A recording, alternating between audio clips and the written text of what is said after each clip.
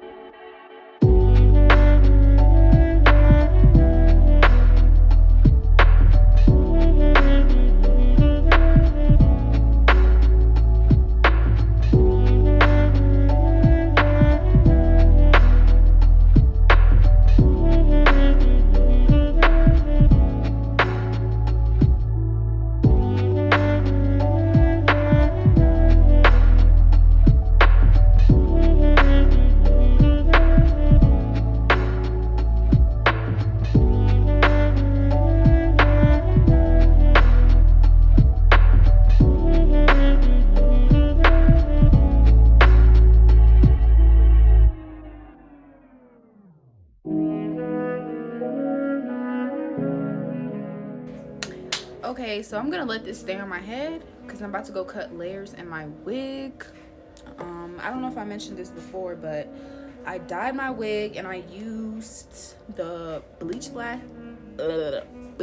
bath method to lighten my hair.